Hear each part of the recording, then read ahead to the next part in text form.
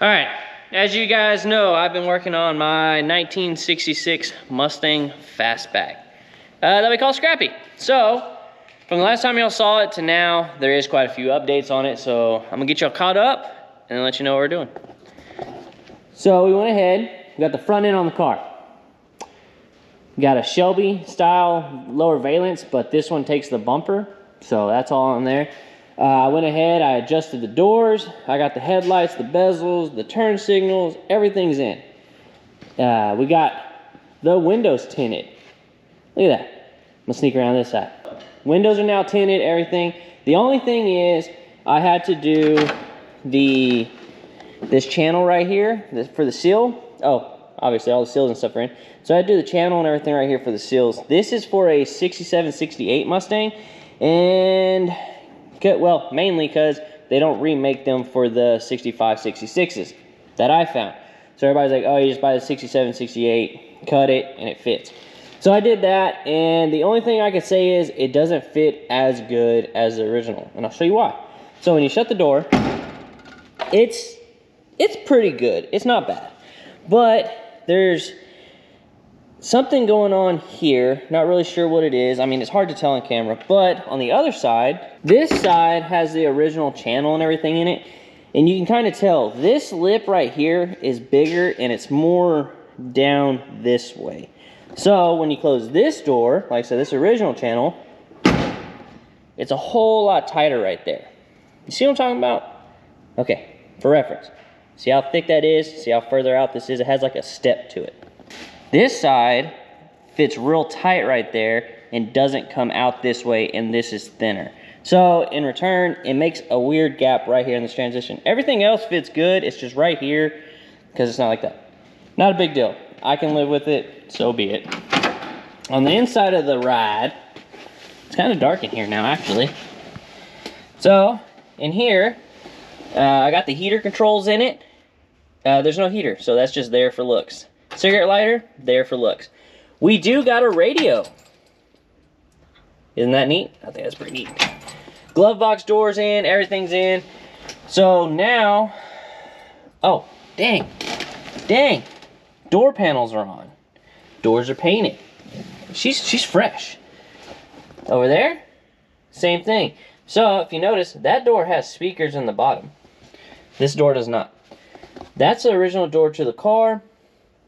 They put speaker holes in the bottom. So instead of fixing the holes, it's easier to add speakers and then just leave it alone over here. I put the original speaker in up on the dash, so the radio does work, everything like that. Speedometer is working now, but I put a 19 or an 18. I think I put an 18 tooth speedo gear in. Speedometer is off. So I did some calculations, which I probably should have done before I did this, but hey, you know, it is what it is. Screws loose. I need to put the horn on. So I ordered a 16 tooth for that, so hopefully I'll get that in, everything will be fixed. Now, as for this here, I learned when you do this adapter and stuff, I don't have this tight, so I could show y'all. See, that's the horn button stuff. Can you see it? It doesn't reach. So, I don't know what to do about that. I guess maybe I could shave the back of that some. So, in return, my horn and my switch to turn the blinkers on and off does not work. So, is what it is on that. And the other thing is, I don't know if y'all can see it. There's a headliner in here. We'll come back to that, because I jumped the gun and I gotta take it out. So, we'll pull that out. Now, I will say, I took the car and I have put quite a few miles on it. I've probably put well over 100 miles on the car. The car mechanically has done fan-freaking-tastic until I got excited and I was driving it like a hot rod. And I blew up the ring gear. Blew some teeth right off of her. So, this ring gear, so the Mustang that we used to cut a bunch of the stuff off, the one that's sitting, y'all probably, I don't know if y'all remember from videos. It's the gray one. We cut a bunch of this front end off, frame rails, all that stuff. This rear end third member, actually this housing and third member that are in this car, I blew it up.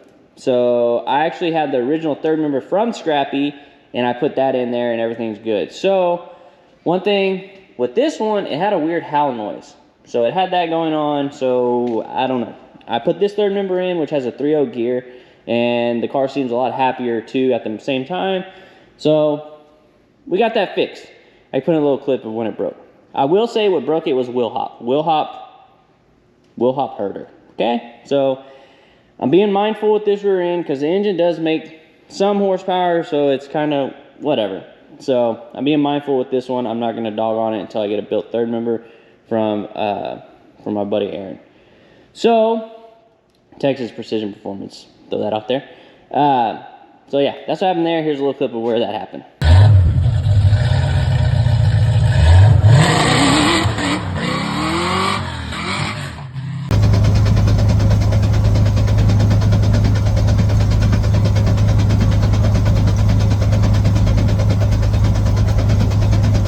So now that you see me do that, what we're gonna do today, we are going to, what are we gonna do? Oh, I bought new seats for it. So I'm actually gonna get the carpet out, which is over there. There, I'm gonna get the carpet out, sit it over there, let it relax, I think is what the word is. Relax. I have the heater going in the shop so I can put some heat in here. Because also I have to put wind lacing on, and the wind lacing is super stiff because it's been in the 30s and 40s and stuff in South Texas right now. So I'm gonna get that out, lay it out, and we're also gonna go ahead and do the Shelby drop on this thing. I already lost the stuff for where it's at. Oh, here it is.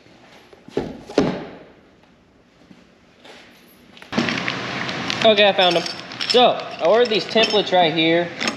So what you do is take them out of the bag to start. Take this template, arrow points to the front. It comes with the hardware. You bolt it in, you drill these 2 pilot holes, then you drill the holes out for the A-arms, and you take it from there to there, and it's 1-inch drop. It's supposed to make it handle better. It's what Carroll Shelby did on all the GT350s and the Shelby cars and stuff like that. So not only do we have that, we have a 1-inch drop there, then we have 1-inch lowering springs, and then we also have this 1-inch lowering kit for the rear. So this is the reason why I did this. The rear has a 2-inch reverse eye spring setup. I do want the rear end to go down more. I want the rear just a little bit lower, so we're gonna do that. That's a 1-inch drop, 1-inch drop. So that's 2 inches in the front, 3 inches in the back. So the car should sit a little down, I think. We'll see. I don't know. I think once everything settles, I think the car's gonna sit level, but where we're gonna start is the Shelby drop. We're gonna start on this side, and then go to that side, and then we're going to mess with the alignment from there. We'll throw levels on it and everything else and play the up and down game 20,000 times, because all I have is a level and a tape measure, and then we'll take it to get a better alignment, because I don't know how to do caster. Let's just say that. I can do your camber and your toe, but caster, not sure. So we'll get it all set up, take it, make sure caster's good, go from there. While we're doing this, get a peek at these beautiful bare brakes too. Wee-hoo, buddy.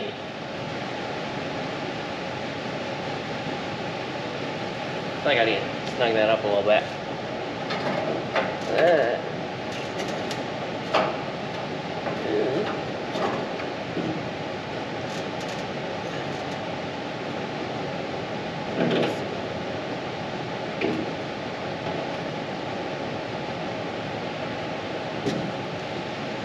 It's like this car's been driven. It's crazy.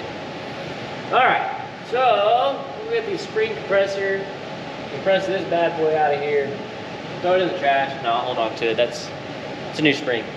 Because I really thought whenever I built this car originally with the suspension, I was like, I'll be happy with it. I'll be good. But also I want to say these are inline 6 springs. So I was like, oh, the weight will, you know, lower it. I don't know why I didn't order lowering springs like from the get-go. I don't know.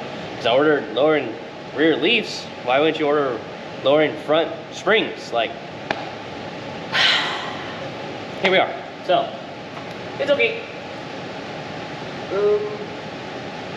Where is that compressor? I'm gonna lower this some.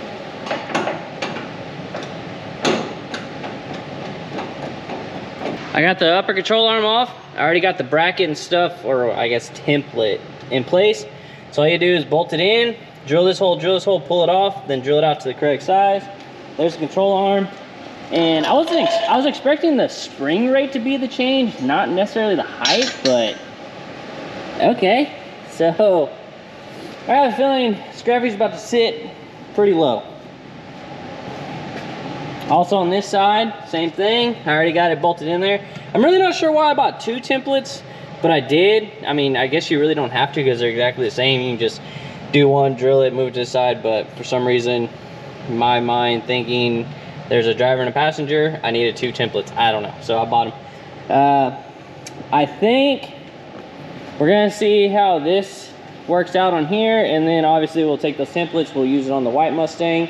I need to do an update on that car actually, but parts everywhere on it. It runs. We've had problems with drive shaft and a few other little things, but hey, it's getting there. But back to this. So what I'm gonna do, go get some drill bits, go ahead and get these pilots drilled out. Hopefully I don't drill too far and drill us a header. Hey, I should probably vacuum that out. It's gross. I need to put these on.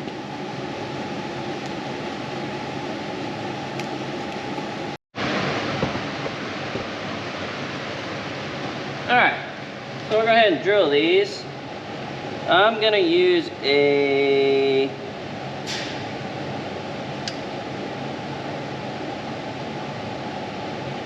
hang on. So I'm gonna use a 1/8 inch drill bit. Nope, that's too big. Is it? So I'm gonna use a 7/64. Also, if y'all want good drill bits that last, I am the world's worst with drill bits. These from right here, King Cut, right there. These right here, they're great. I've had them for a while, and they just keep working good. Oh, they even make cutting oil. Do I use it all the time? No.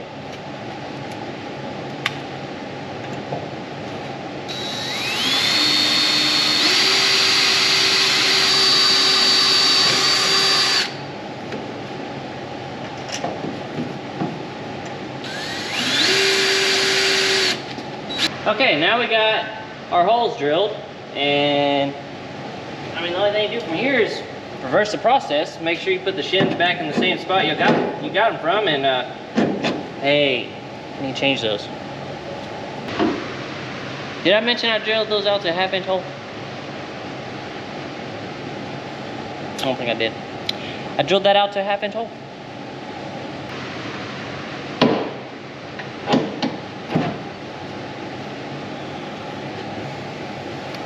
Purdy. Curious what it's gonna do to my alignment for my toe. I had it pretty good with a tape measure, so I'm curious. I had it within like a 1/16 towed in, you know, because I've always been told you don't want it towed out any, you want it towed in some, and it makes up for like, I don't know, the crowning on the road or something. Maybe that's the camber. I don't know. I'm not an alignment guy.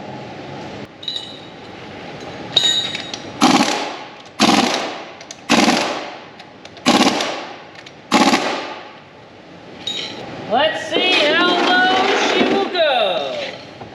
I looked at the alignment a little bit. It looks like what do you call it? That where you're pigeon toed. The toe. The toe's off. So, which is good. I'm not gonna tell you why, but which is good. But I'm gonna adjust it out on that side. Suck it in. Suck it in. So, see how low she goes.